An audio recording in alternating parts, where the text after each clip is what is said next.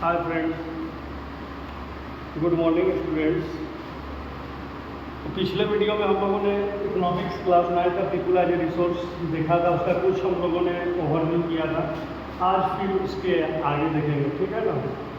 तो आप लोग बस यहाँ मेरी जो हम नोट्स लिखे यहाँ पे, इसको तो नोट्स करना ही है, साथ में अपने से बुक से भी बनाना है, जैसे मैं कहा क्लास में पढ़ाता हूँ। जो मैंने बोर्ड पे लिखा है उसे भी आप लोग को नोट्स करना है, और उसके साथ साथ जो इम्पोर्टेंट पॉइंट्स और भी बुक में है वो आप लोग बुक से मेंशन कर लेंगे, ठीक है ना।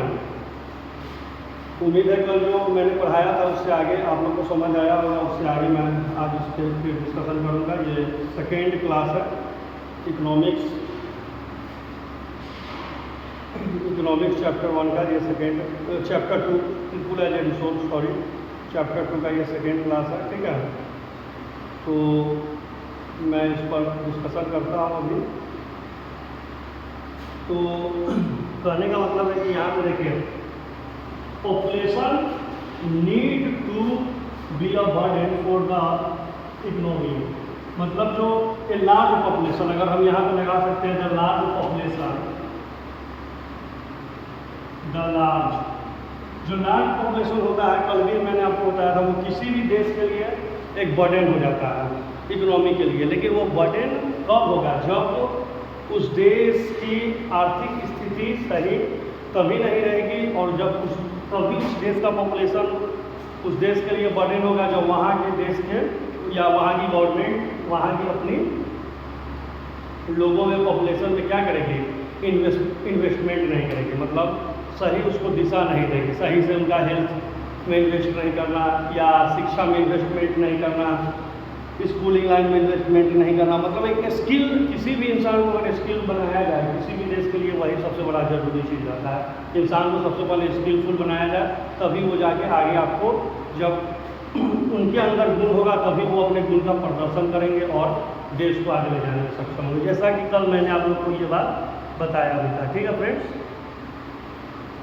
आज हम लोग फिर सेकेंड लाइन हम लोग देखते हैं। यहाँ पे बोलता है, it can be turned into A productive asset by investment in human capital, for example by spending resource on education and health for all, ठीक है, health for all, training of industrial and agriculture worker in the use of modern technology. अगर देखिए कोई भी productivity asset या कोई सामान ही होता है, तो उसमें अगर हम इन्वेस्टमेंट करते हैं, जैसे मान लो जमीन करते हैं, जमीन में 5 लाख 10 लाख रुपया अभी लगाए, 20 साल के बाद वो करोड़ों का हो जाता है। ठीक उसी की तरह है, आज अगर किसी अगर आप पीपुल को में इन्वेस्ट कीजिएगा, किसी जैसे आप लोगों में, मैंने कल भी इस बात पर चर्चा किया था, जैसे अभी आप लोगों में इन्वेस्ट किया जा रहा है, आपके परिवार के थ्रू, आपके माँ बाप के थ्रू आप लोगों में इन्वेस्ट किया जा रहा है कि आने वाले 5-10 साल के बाद आप भी लोग अपने फ्रूटफुलनेस हो अपने परिवार के लिए, देश के लिए। तो वही सेम चीज कह रहा है, चाहे वो एग्रीकल्चर वर्कर ही क्यों ना हो, एक साधारण मजदूरी क्यों ना हो, खेती करने वाला किसान क्यों ना हो, अगर उसको एसेट के रूप में देखना है तो उसमें कुछ ना कुछ स्किल डालना ही होगा, ठीक है।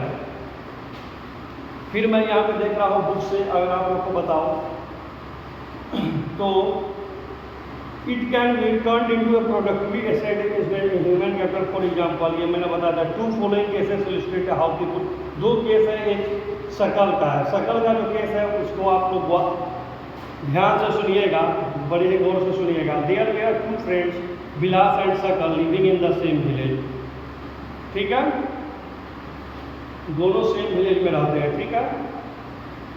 और शकल वाले 12 ईयर्स ओल्ड बॉय, शकल क्या है, वो 12 साल का लड़का है। His mother long after domestic chores, his father Bhutta Chaudhary work in an agriculture field, ठीक है। Sakal help his mother in domestic works. He also looked after his younger brother Jitu and sister Jitu and sister Situ. His uncle Sam had passed the matriculation examination but was sitting alone in the house. जैसा आप लोग शकल की स्थिति देख रहे हैं, क्योंकि घर में ज़्यादा लोग पढ़े लिखे नहीं हैं, और शकल को अपने घर में क्या, वो 12 साल का लड़का है, वो अभी भी सही से पढ़ रहा है। उसके अंकल जो है वो 12 केवल 10th पास है, ठीक है। They forced him to join the village school which he soon joined. He started studying and completed his higher secondary examination his father persuaded him to constitute his studies he trade a loan for Sakal to study. बाद में इनके पिता ने सकल के लिए loan लिया, मतलब एक मिडिल परिवार से सकल बिलोंग करता था और सकल की पढ़ाई आगे जारी रखने के लिए पिता ने उसके लिए लोन लिया और आगे उसको एक हायर स्टडी दिलवाया। तो हायर स्टडी दिलवाने पे क्या होगा कि सकल की जो घरेलू इनकम आय है वो बढ़ेगी, सकल का सिर्फ उसकी आय नहीं बढ़ेगी बल्कि सकल का स्वर्गांगिक विकास होगा। यहाँ पे स्वर्गांगिक विकास करने का मतलब है कि सकल जो है वो एक तरह से गरीबी के चुंगल से बाहर आएगा, क्योंकि उसमें इन्वेस्टमेंट किया गया और धीरे धीरे वो देश की अर्थव्यवस्था में, इकोनॉमी में अपना योगदान देगा, पुश करेगा लोगों को। ठीक है, तो यहाँ जानने वाली बात ये है कि ये सकल की स्टोरी है। उसी के तरह हम एक और स्टोरी देखते हैं।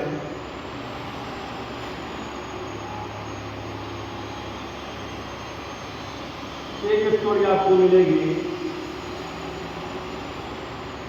वो है विलास की story of Vilas. Vilas Mahajan 11 year old. Vilas कितना है? 11 साल का बच्चा है। Reading in the same village as Sakal village father. Vilas father Mahesh was a fisherman. Vilas के पिता क्या है? फिशरमैन है, मछुआरा है।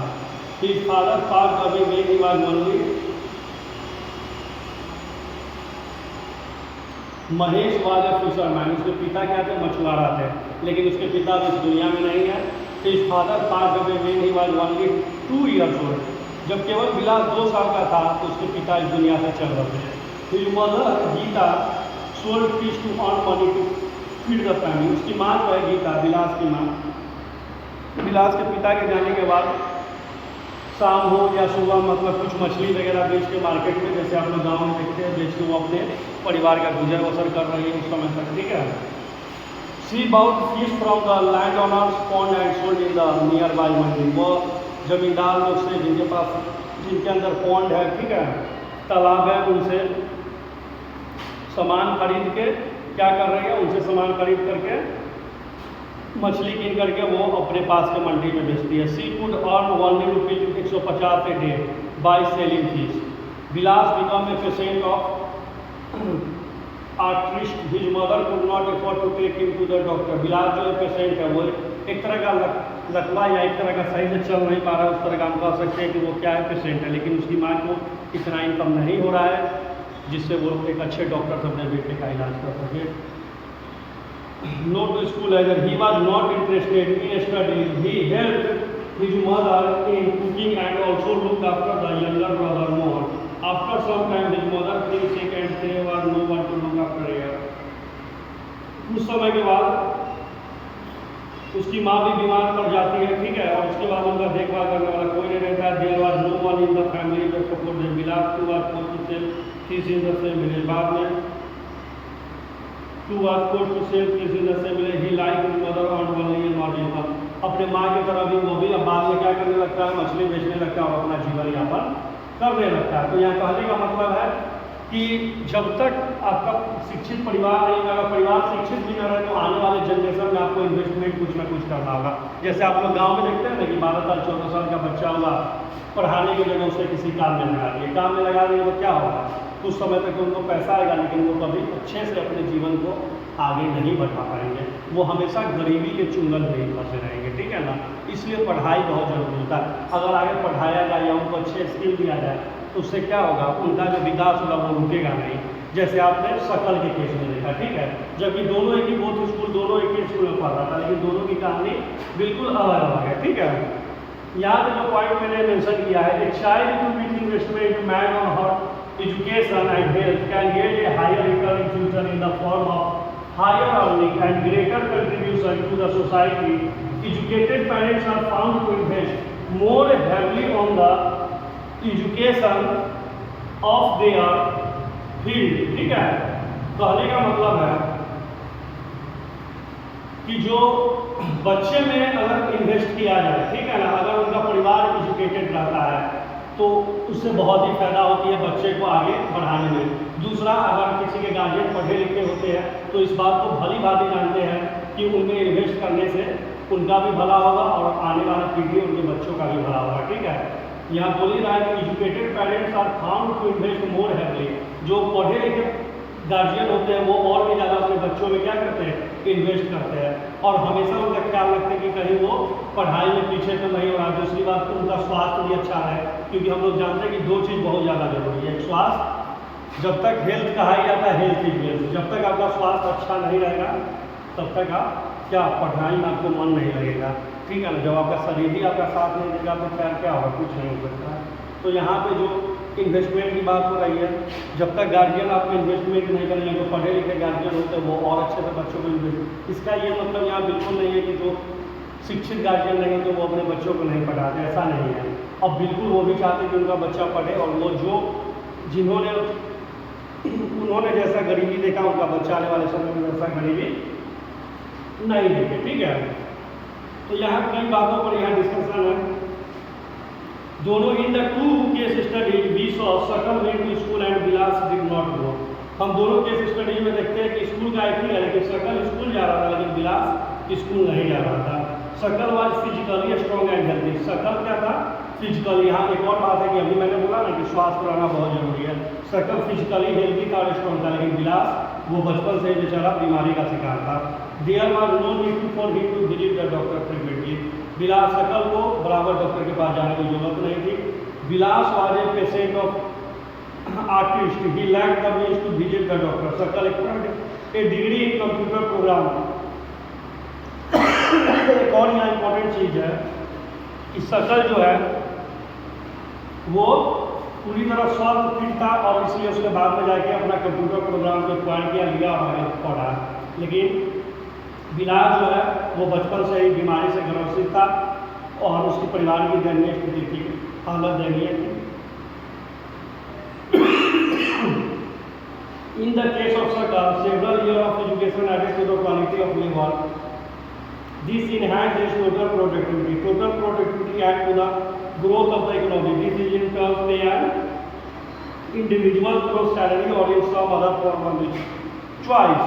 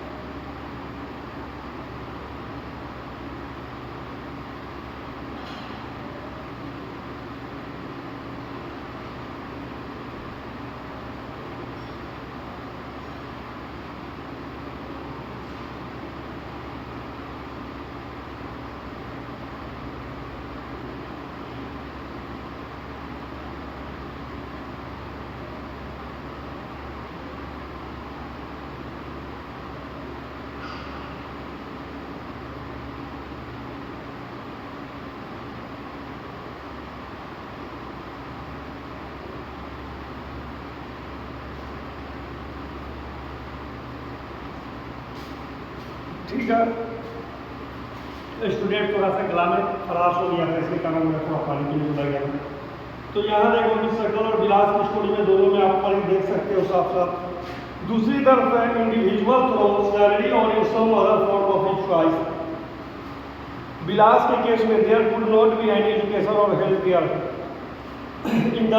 शुरू में ये भी देखा जाता है कि आप कितने स्वस्थ है। बिलास क्या था, सकल के केस में आप देखिएगा कि सकल को ना तो कोई बीमारी था, वो स्वस्थ शुरू से फिजिकली फिट था, कोई भी उसको दिक्कत नहीं था। लेकिन बिलास के पास प्रॉब्लम था और दूसरी बिलास के परिवार की स्थिति वैसी नहीं थी कि वो बराबर जाके डॉक्टर से मिल सके और दिखा सके। इसी के कारण एक ये भी कारण है कि सकल आगे बढ़ जाता है, बिलास आगे बढ़ नहीं पाता है। He spent his life selling fish like his mother. henceforth वो बिलास जो है अपने माँ के ही तरह बाद में गांव में मछली बेचना शुरू करता और अपने जीवन यापन वो करता। इससे ये पता चलता है कि वो बेचारा गरीबी के चुंगल में ही हमेशा रह जाएगा, उससे निकल नहीं पाएगा। He draws the same salary of constantly labor as his mother. Investment in human resource by education and medical care can give high rates of return in future. अगर उसमें अगर विलास में बचपन में ही अगर उसमें हेल्थ पे उस पर ध्यान दिया जाता, उसको अच्छे डॉक्टर से दिखाया जाता, तो हो सकता था कि आगे जब विलास यंग हुआ 20 साल 25 साल का, तो वो और भी बहुत अच्छा सैलरी कमा सकता था, ठीक है ना। एक ऑर्गेनाइजेशन, एक संगठित ऑर्गेनाइजेशन में काम करता, जिससे उसकी आय और उसकी फैमिली की आय बढ़ती, लेकिन ऐसा हो न सका, ठीक है। तो यहाँ हम दोनों चीज़ को देखें। यहाँ पे ऐसा नहीं है कि सिर्फ आप पैसा होगा तो आप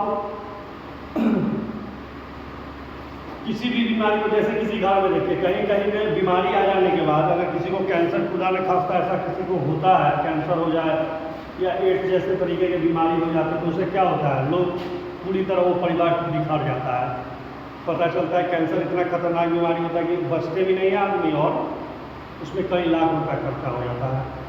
तो स्वास्थ्य बहुत ही बड़ी चीज़ है। सकल विलास के भी केस में देखने को आपको मिल रहा है कि जो विलास है वो बेचारा बचपन से ही क्या है, बीमारी से ग्रस्त है, ठीक है। इच्छा देखिए, जैसे मैं क्लास में आपको पढ़ाता हूँ सेम उसी तरह से यहाँ पे एक लाइन बाय लाइन करके पढ़ा रहा हूँ। कभी बुक से, कभी मोबाइल में मैंने PDF को रखा हुआ है, उससे पढ़ के आपको पढ़ा रहा हूँ लाइन बाय लाइन करके, ताकि आप लोगों को कहीं से कोई कन्फ्यूजन ना रहे और आराम से धीरे धीरे पढ़ना है। ये चैप्टर नंबर 2 है इकोनॉमिक्स का। क्लास 9 में जितने भी बच्चे हैं चैप्टर नंबर 2 इकोनॉमिक्स का, उनको ये वीडियो प्रोवाइड हो रहा है, चाहे क्लास 9 IIT के हो या नीट के हो, जितने होल सेक्शन क्लास 9 के, उनके लिए ये इकोनॉमिक्स का चैप्टर 2 है, पीपल एज ए रिसोर्स। कल मैंने भी एक वीडियो अपलोड करवाया था, तो पहले आप एक सीक्वेंस में देखते जाइएगा, तब समझ में आएगा, नहीं तो फिर समझ में। और जैसे जैसे मैं बोर्ड पे वर्क करवा रहा हूँ आप करते जाइए, और साथ में और भी जो इंपॉर्टेंट पॉइंट्स है आप उस टॉपिक को पढ़िए और खुद से भी उसमें मेंशन कीजिए, ठीक है ना। तो मेरे थ्रू ये इकोनॉमिक्स का डाला जाएगा, और हो सकता है अनिल सर जो वीडियो बनाए उनके थ्रू डाला जाएगा, ज्योग्राफी का वीडियो डाला जाएगा, ठीक है।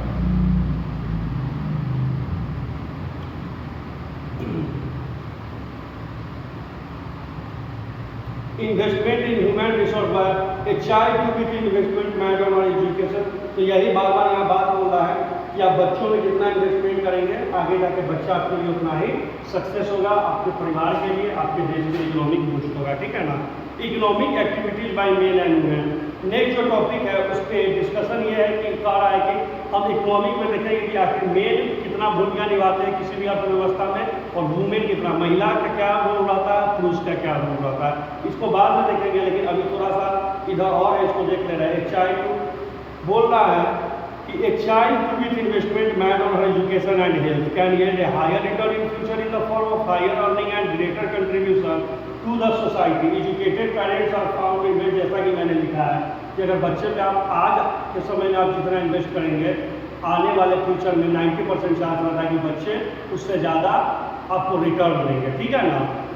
तो ये डिपेंडेंट करता है आप लोगों के ऊपर कि आप लोग जो गार्जियन आप लोग के ऊपर इतना खर्च कर रहे हैं, तो आप लोग का भी ये जिम्मे रिस्पॉन्सिबल बनता है कि आने वाले फ्यूचर में उनके विश्वास पर, उनकी उम्मीद पर खड़े उतरे और एक अच्छा काम करें, कहीं भी जाए अपने सेक्टर में अपना नाम ऊंच करें, रोशन करें, ठीक है।